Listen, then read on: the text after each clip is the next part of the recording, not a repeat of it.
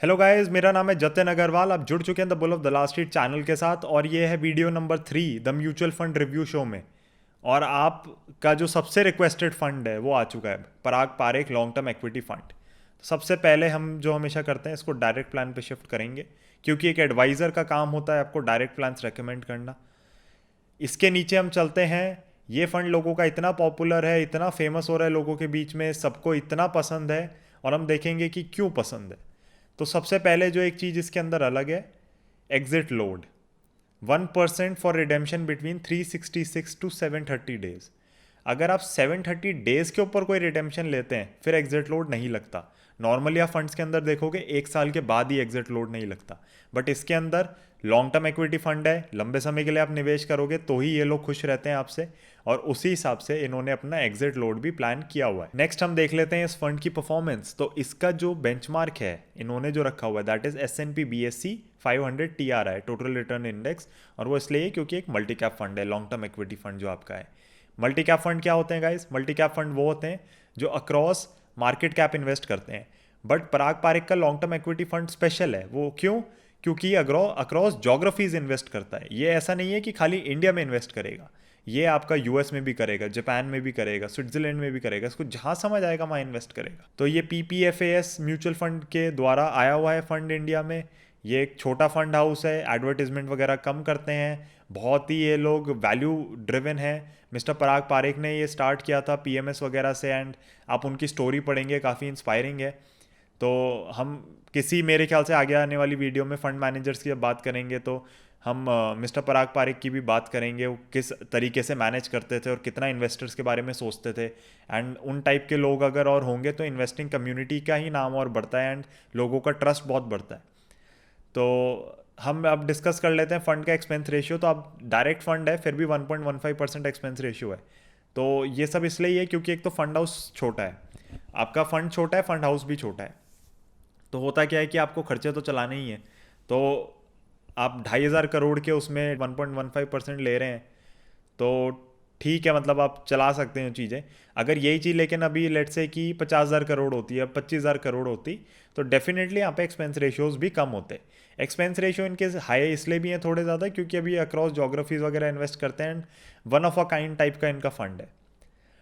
तो आप देखोगे टर्नओवर भी काफ़ी लो है, रिस्क ग्रेड भी लो है और रिटर्न ग्रेड अबव एवरेज है, क्योंकि इतना वैल्यू ड्रिवन फंड है ये, आपको यकीन नहीं होगा। 5 ईयर्स की रिटर्न आप देखोगे तो इनकी अच्छी चली है, 3 ईयर्स में अच्छा चला है, 1 ईयर में गिरा कम है, 6 मंथ्स में गिरा कम है, 12 मंथ्स में गिरा कम है, 1 मंथ में परफॉर्मेंस उस हिसाब से आई है। बट इसके नीचे का डेटा देखने का लॉजिक नहीं है, ईयर टू डेट आप थोड़ा देख सकते हैं, बट हम तो 1 मंथ पे भी फोकस नहीं करते। Our main focus is 3 years से 5 ईयर्स पे, जिसमें इसने अच्छा परफॉर्म किया है।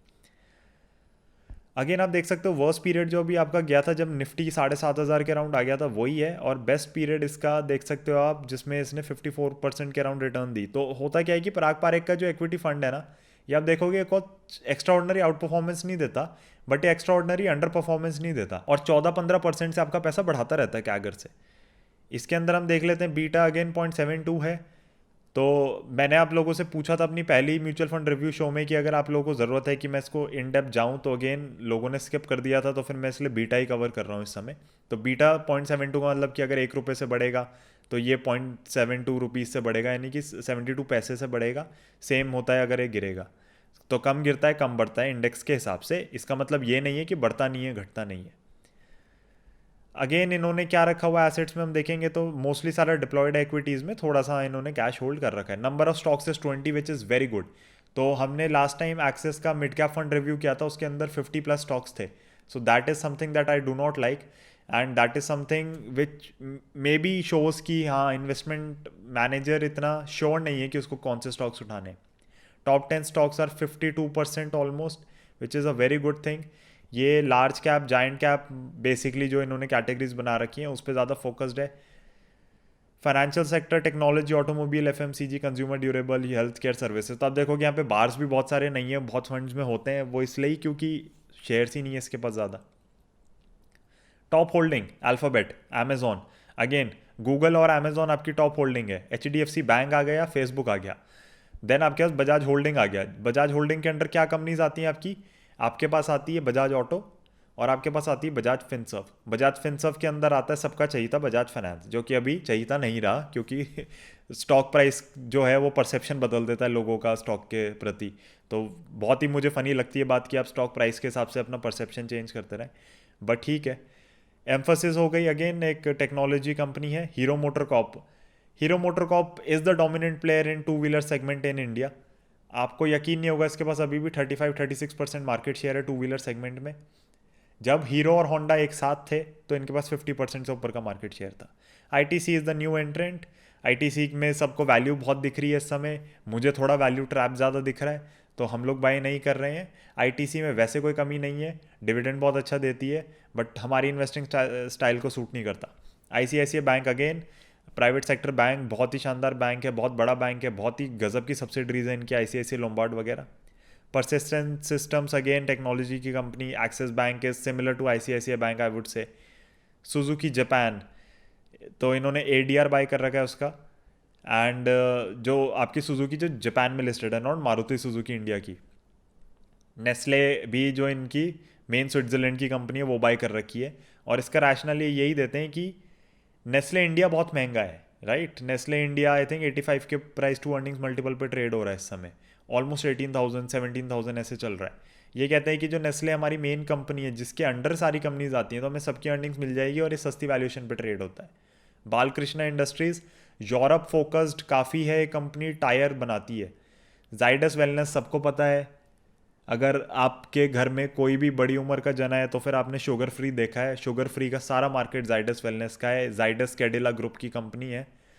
Lupin, doctor Reddy's, Cadila health care, again Zydus Cadila, तो इन्होंने काफ़ी एक्सपोजर ले रखा है कि ग्रुप में परसेंटेज वाइज में भी ज़्यादा नहीं होगा, 3.7 प्लस ऑलमोस्ट 2, ठीक है, 5.5% एक ग्रुप में एक्सपोजर है, नॉट बैड। CDSL सबको पता है डिपॉजिटरी है। महिंद्रा हॉलीडे एंड रिजॉर्ट्स, इसके अंदर पैसा कंपनी को पहले मिलता है, सर्विस बाद में देनी पड़ती है, मे बी उस रीज़न से इनको समझ आती हो।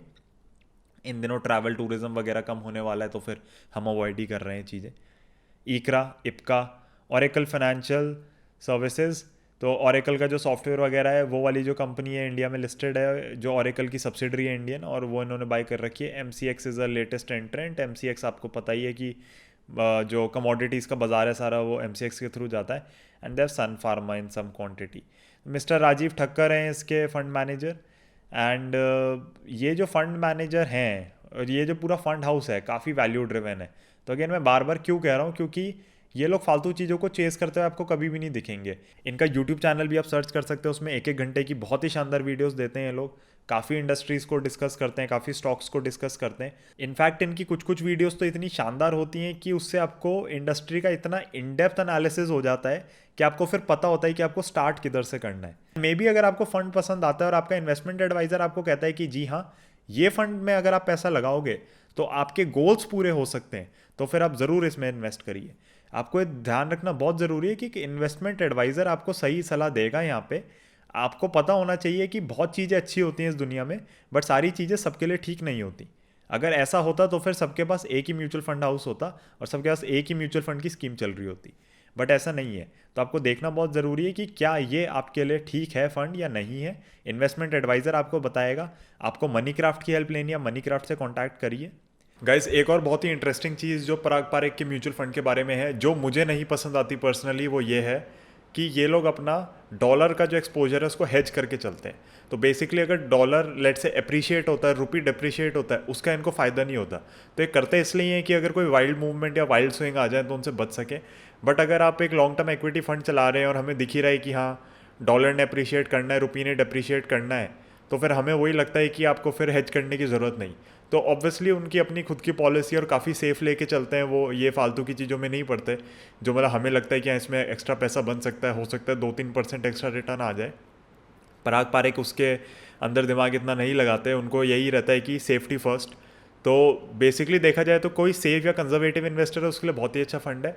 बट अगर मेरे को खुद पैसे डालने हो तो ये एक रीज़न की वजह से मैं थोड़ा डाल नहीं पाता इस फंड के अंदर पैसे। सेकेंडली गाइज, अगेन मैं एक अनाउंसमेंट करना चाहूँगा जो मैंने लास्ट वीडियो में भी करी थी।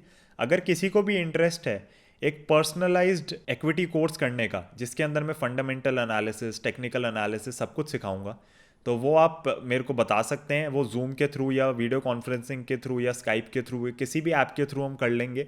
एंड इस समय आप लोग भी घर पे हैं, मैं भी घर पे हूँ। ये मौका बहुत अच्छा है आपके लिए भी सीखने का और मेरे लिए भी सिखाने का और ग्रो करने का। तो काफ़ी स्पेसिफिक कोर्स होगा, उसमें बिल्कुल आपके जो नीड होगी उसके अराउंड डिज़ाइंड होगा ये। मेरे जो ईमेल आईडी है वो डिस्क्रिप्शन में दी हुई है। आप मेरे फेसबुक पेजेस चेक करिए, आप मेरा पॉडकास्ट चेक करिए। आपको अगर मेरे पे ट्रस्ट होता है, मेरे से बात करिए, एक बार डिस्कस कर लेंगे हम कोर्स का material and then we can go through the pricing. Guys thank you so much for watching this video, listening to me. I hope you guys are staying at home and staying safe. I'll see you in the next one.